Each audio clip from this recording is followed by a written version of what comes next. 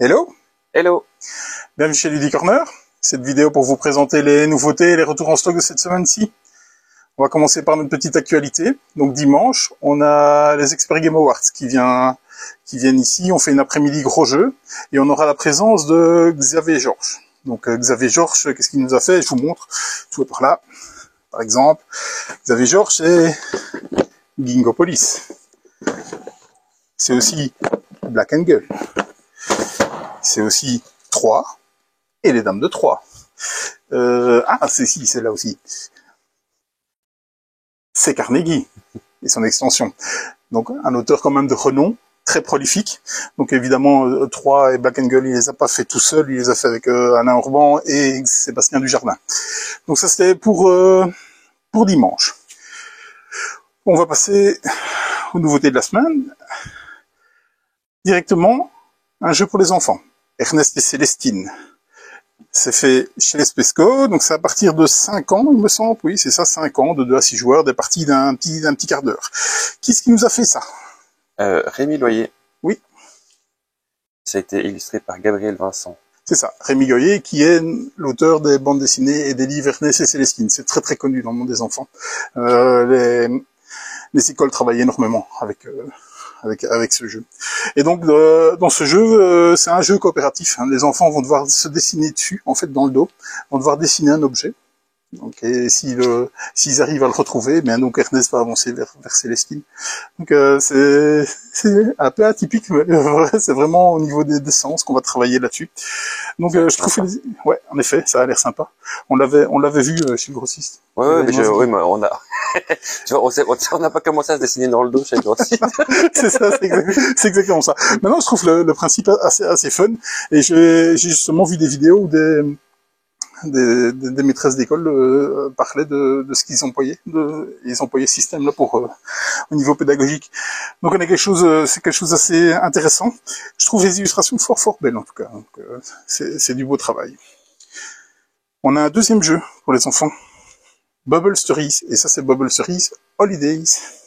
Donc c'est du chez Blue Orange, c'est à partir de 4 ans. Qu'est-ce qui nous a fait ça? Matthew Dunstan. C'est Matthew Dunstan, et Matthew Dunstan, c'est Next Station London. Qu'on remercie encore. Qu'on remercie encore. Il n'a pas fait que ça, Matthew Dunstan. Non, Ecos. Ecos, oui, Ecos, chez Ravensburger, les jeux d'escape, D'escape avec le son, ouais, c'est ça. Et Chocolate Factory aussi. Ouais, Chocolate Factory. Bubble Stories a eu l'As d'or enfant. Cette année-ci ou l'année passée? Cette année-ci, je pense. Hein. C'est l'As d'or 2022. Et donc ça, c'est le deuxième opus. Le Bubble Stories, c'est une initiation aux escape games. C'est assez fun. J'ai vu le principe. Donc, vous allez avoir des cartes où il y a des bulles et vous allez devoir retrouver les objets qu'il y a dedans. Et donc, évidemment, c'est pour 1 à 2 joueurs, accompagnés des parents, bien entendu. Et il va falloir essayer de se tromper le moins souvent possible. Donc, voilà. Deuxième opus, Bubble Stories. Nouvelle série de taco. Donc, taco verso book cheese pizza. Ça devient vraiment un challenge, rien que le dire le nom de ces jeux. C'est le 3e opus, hein. Il y a eu taco. Vas-y, je te laisse le dire. Taco, chat, book cheese pizza et taco, gâteau. Chapeau. Chapeau? Ok, voilà. Comment est-ce qu'il veut qu'on quitte ce jeu, quoi? Il va falloir se défausser de ses cartes. En fait, c'est le premier qu'ils arrivent à se défausser de ses cartes. Et bien entendu, à chaque fois, il va falloir faire certaines choses. Donc, vous allez devoir faire des gestes un peu dans tous les sens pour à chaque fois que vous posez une carte, parce que cette carte va vous dire, il faut faire ça.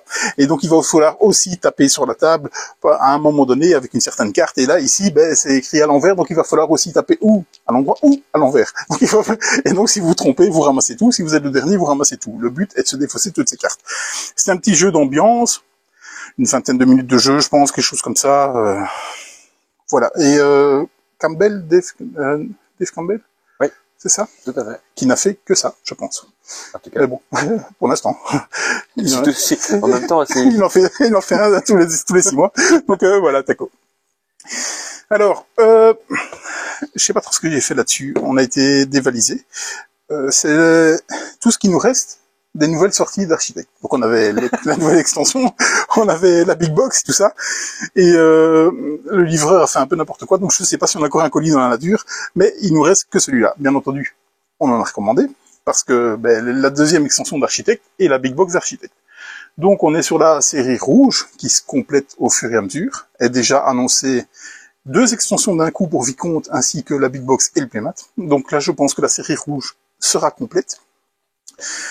C'est Sean Phillips qui nous a fait ça, qui avait déjà fait la série bleue, donc la série Mer du Nord, qui elle normalement est complète, qui fait une nouvelle série, c'est Tigre du Sud, qui est pour l'instant sur plateforme participative, mais le contenu est identique en boutique. Donc c'est le Playmat d'Architect. Donc c'est Sean Phillips, c'est SJ McDonald qui nous a fait ça, qui lui est l'auteur de Circadien, en plus de toute la série qui va avec. Au niveau des illustrations, je pensais que c'était The Miko, et là je me suis trompé, et là, s'il te plaît bien. Ça veut pas. Bon, Miajlo Dimietski. Impossible à dire, je suis désolé si c'est pas, je suis en train de défoncer son nom. J'espère qu'il ne regarde pas. Mais j'espère aussi. En même temps, il y a peu de chance. On va dire qu'il a fait Valéria. Okay. Il a fait Valéria, entre autres, oui. Donc, Architect. Voilà. Peut-être la grosse sortie de cette semaine-ci, c'est tu te remets combien. Donc, tu te remets combien. Les auteurs des éditions de base de tu te mets combien. Tu te remets combien de. Donc, vous avez une petite boîte de voyage à l'intérieur, ainsi que d'autres questions de tu te mets combien. Tu te mets combien, c'est quand ils sont venus vous présenter au BGF, moi j'ai tout de suite accroché, c'était tellement décalé. Ils sont très décalés aussi, eux. Donc vraiment, on a participé à l'extension belge, on n'était pas peu fiers, vraiment, avec plein d'autres boutiques et de groupements belges. Si vous connaissez pas tu te mets combien, c'est un trou dans votre culture ludique, il faut vraiment jouer à ce jeu. C'est vraiment décalé, vous allez devoir vous auto-évaluer en fait. L'autre équipe, parce que ça se joue en 2 équipes, peu importe le nombre, l'autre équipe va vous demander, tu te mets combien en, vous allez devoir vous auto-évaluer. Si vous répondez bien à la question qu'on va vous poser, donc si vous dites 7 et qu'on vous pose la question 7, vous répondez bien, vous avancez de 7 cases. Très simple. Maintenant, c'est tellement décalé que parfois vous tombez sur des choses totalement que vous n'y attendez pas à ça, à ce genre de choses. Donc c'est une expérience, tu te mets combien 2? Est-ce que ça fait pas du doublon si vous avez tu te mets combien 1? C'est des autres questions. Bien entendu, si vous avez poncé le 1, achetez le 2, c'est sûr. Donc si vous voulez commencer par le 2, je pense qu'il n'y aura pas de problème là-dessus. Donc aux éditions de base, localisées par Pixie Games. Rien à dire d'autre, je pense. Tu te mets combien? Non. Bah, juste que j'ai regardé la dernière fois, ils ont mis des modes de jeu supplémentaires comparé à la version, ils ont mis plutôt que d'avoir des challenges, des trucs, ils ont ajouté un type okay. de trucs différents. Ouais, d'accord. Donc il y a quand même de la variation au niveau du plateau, quoi. À découvrir, du coup. Ouais, là maintenant, il va falloir que j'ouvre une boîte, du coup. Merci. Voilà. Prie, avec plaisir. Azul. 4e opus. Le Jardin de la Reine. On avait eu un tirage ultra limité quand il était sorti, parce que bon, c'est une politique éditoriale que fait Asmodée, de savoir que il privilégie en Belgique les versions franco-néerlandaises. Ça nous dépasse. Ils ont leur raison.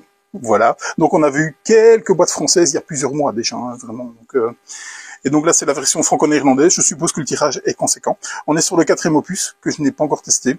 On avait fait un demi-tour, je pense, rappelle-toi, chez Asmodée aussi, qui nous semblait être de plus en plus loin du Azul original, parce qu'on monte de plus en plus en complexité. Ouais, donc le pavillon d'été est celui que je préfère, parce que c'est le plus complexe, et je pense qu'on est encore un stade au-dessus de celui-là. C'est... Au niveau de l'auteur, c'est Kisling, je pense. Et Kisling, qu'est-ce qu'il nous a fait? Parce qu'il nous a fait tellement de choses. Il nous a fait Paris, je pense, non? Tout à fait. Entre autres, Tikal. Ouais, la bonne mémoire. Hein. Cusco, peut-être aussi, parce que là, je pense qu'on est parti dans ce qu'il a fait au niveau de Super Meeple. Donc Tikal, bien entendu, des normes classiques. Azul, et normes classiques. Par contre, le nom de l'illustrateur m'échappe. C'est quelqu'un de connu, il me semble. Chris Williams. Chris Killian. Chris Killian, Pandémie. Pandémie, ouais. Entre autres. Pas que ça. Great Western. Great Western. Okay. Donc Azul, voilà, celui qui connaît pas Azul, il faut vraiment commencer peut-être par le premier, en tout cas. Le deuxième, pas trop. Moi, j'ai pas spécialement accroché. Le 3e, j'ai trouvé excellent. Le 4e, on va le tester. On vous dira quoi, du coup. Le jeu qui m'a certainement le plus hypé sur cette table ici, c'est Left Right Dilemma. Donc, quand on l'a vu aussi, chez Nodor aussi, quand on l'a présenté, règle ultra simple. C'est Corones Games qui s'occupe de cette édition. Corones Games, c'est une succursale de Repoprod. Qu'est-ce qu'il nous avait fait? Il nous avait fait King Size, un petit jeu de dés super malin en 2 minutes où vous deviez trouver l'amour. Rien à voir, parce que vous ne trouviez pas l'amour, c'est celui qui avait la plus longue. Voilà. Donc les Frag Dilemma, on est un peu dans ce même genre. Dans le même genre. Je vais peut-être vous en parler à ce moment. Qui est-ce qui nous a fait ça d'abord? Peut-être dans les Frag Dilemma, Jérémy Posnier et Ken Grull. Ken Grull, il nous a fait autre chose. 50 missions. 50 missions. Jeu coop. Très, très addictif. Je vous en reparle après, les Frag Dilemma. Troisième extension, les Request. Donc, l'horreur de glace, l'horreur des glaces. On avait reçu la première, avec un bundle. Donc, on avait reçu la boîte de base et 2 extensions. Donc, ça, ici, c'est la troisième qui fait pas partie du bundle. Ça parle aux nostalgiques, parce que c'est un jeu de 1989, si je ne me trompe pas. Et donc, bien entendu, ils n'ont pas changé grand chose au niveau du gameplay. Ils l'ont peut-être un peu affiné. Évidemment, le matériel a été un peu revu, surtout au niveau de la boîte intérieure, parce que la boîte extérieure, j'ai l'impression que c'est encore des boîtes de 89. Et voilà, c'est HeroQuest, ça parle à notre nostalgie. Donc, on voit d'ailleurs, tous ceux qui l'achètent nous l'ont dit, on avait l'édition 89, on reprend celle-là. Donc, c'était... Qu'est-ce qui nous a fait ça aussi? Écoute, c'est ton écriture, je vais te laisser lire. Okay. C'est impossible. J'ai Max Dunbar, mais ça, je pense que c'est l'éditeur. Enfin, l'éditeur. Non, c'est chez Hasbro, au niveau de l'éditeur. C'est Avalon Hill qui a été repris par, ça a été localisé par Hasbro en tout cas. Ouais. Donc, ouais, ok, ça va. Je ne vois pas le nom de l'éditeur, je vais pas chercher. Hop. Moi, je vais juste dire un truc par rapport à ce truc, oui. Parce que on a reçu quand même toutes les autres extensions, et quand j'ai vu la qualité de la boîte arriver, on est quand même du mieux par rapport à ce qui a été fait sur les premières. Hein. Mais c'est peut-être l'effet parce qu'elle est sous cellophane celle-là, alors que les autres ne l'étaient pas. Non, mais même, j'ai essayé de regarder, je te promets, la qualité est bien supérieure à celle qu'on a reçue pour les 2 premières. Mais c'est pas mal, parce que... c'est sûr que c'est pas mal, ouais. Parce que quand on avait reçu la boîte de base qui était ultra protégée, quand c'est arrivé, c'était quand même super bien protégé, et malgré tout, elle s'arrivait touchée. Donc, la qualité au niveau de la boîte de base, surtout pour un jeu aussi cher, et qui va parler à la nostalgie de beaucoup, donc beaucoup vont peut-être le prendre plus pour l'objet que pour le jeu. Donc, ok, tant mieux. Du coup, c'est vrai, effectivement, quand on l'a en main, je pensais que c'était le fun, mais effectivement, quand on l'a en main, ça a l'air nettement plus résistant, du moins au niveau de la boîte. Le contenu, il y avait rien à dire. Hein. Donc, sur Internet, franchement, on avait regardé, c'était ce qui en ressortait, c'était sur les boîtes, mais pas sur le contenu. La troisième extension de Request. Unstable Unicorn, NSFW, Not Safe for Work. Ça veut déjà dire ce que ça veut dire. Une Unstable Unicorn, qui est pas la suite, mais un autre jeu dans Unstable Unicorn. En fait, qu'est-ce qui change? C'est surtout les illustrations. Vous devez avoir 7 licornes devant vous. Donc, à votre tour de jeu, vous allez jouer une licorne. Et donc, bien entendu, c'est des cartes. Il va y avoir plein d'effets. C'est un jeu d'ambiance. Donc, énormément des effets très interactifs. Vous faites des fossés. Vous faites pas, toi, tu joues pas. Enfin, ce genre de choses. C'est bonne licorne. NSFW. Ça, c'était toutes les nouveautés qu'on a reçues cette semaine-ci. On a encore pas mal de choses sur la route. On vous en parlera la semaine prochaine. Au niveau des retours, en stock. Cache ton cache. C'est un jeu qui a été fait chez Grandpa Bex. Grandpa Bex par la famille Bex, comme généralement ils savent faire. Et donc, qu'est-ce qu'ils nous ont fait? Parce qu'on en parle tout le temps, je vais te laisser dire, on remet des couches. Qu'est-ce qu'ils nous ont fait, cache ton cache? Qui l'a fait? Oui. Famille Bex. Famille Bex. Et qu'est-ce qu'ils ont fait? Ils ont fait Elysium, oui. Chocolate Factory et Monumental. Ouais, ça c'est l'autre auteur. Parce que la famille Bex, qu'est-ce qu'ils ont fait? Skull King. Ah mais je sais pas. Ah mais si, Skull King. C'est Skull King. Donc voilà, on va pas remettre une couche je savais pas. Sur Skull King. Et donc, cache ton cache est revenu en stock. Un énorme retour. Vraiment énorme retour. Et je trouve ça super bien timé parce qu'il revient dans l'actualité. Ça fait des mois qu'on l'attend. Mais des mois, ça fait peut-être presque un an qu'on l'attend. Depuis qu'on est là. La BD Marchand est revenu. Donc la BD Marchand, le bundle complet est revenu. Et pourquoi je dis que c'est bien timé? Parce qu'il y a la saison 2, enfin, des extensions supplémentaires. Il y en a déjà 4. Des extensions supplémentaires qui sont pour l'instant sur Kickstarter. Voilà, tout simplement. Donc, hasard ou bien joué, voilà. Ils sont tous là. Qui est-ce qui nous a fait ça, s'il te plaît bien? Alors, ils sont plusieurs. Oui, il y en a quelques-uns. Johnny Pack. Oui. Drake Villarreal, je sais pas comment. Villarreal, je suppose. Villarreal, peut-être bien, je sais pas, mais ça dépend. Oui. En anglais, ouais. Karl Van Ostrand. Et je pense que cette équipe n'a fait que ça. je pense. Non. Glenmore. Glenmore, oui, Glenmore 2, c'est l'extension, on les a vus un petit peu là-dessus. Mais quand on voit le travail fait pour ça, c'est un peu normal qu'ils soient un peu occupés là-dessus. La version française sera localisée par Super Meeple. Super Meeple prend généralement le contenu Kickstarter. Donc on est plus ou moins sur des versions complètes. Donc voilà.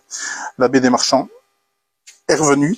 Au total, on le vend par bundle. On a la boîte de base séparée, mais on le vend aussi par bundle, parce qu'il y a beaucoup d'extensions. Et je pense que celui qui veut se lancer dans les extensions va prendre toutes les extensions. Voilà pourquoi on le vend par bundle. Il est revenu. C'est une grosse boîte. C'est pareil. Bah, c'est plus qu'une grosse boîte. Au niveau du jeu de base, en tout cas. Ouais, non, mais celui qui vient n'a pas intérêt à se garer loin. Oui, c'est clair, ouais, il va repartir avec il va repartir avec, c'est ça. Vous avez un sac? Non, pas pour ça. Ou alors, faut acheter un tout grand. C'est excellent, ça. Le jeu de la semaine? Ouais. C'est là que tu vas encore me vexer en disant, j'ai pas assez de recul pour te prendre. Et écoute, j'ai essayé de trouver une solution, ok? Voilà, prends le jeu, c'est très bien. Je suis très vexé. Voilà. C'est les foyers dilemma. Franchement, moi j'ai trouvé top ce jeu.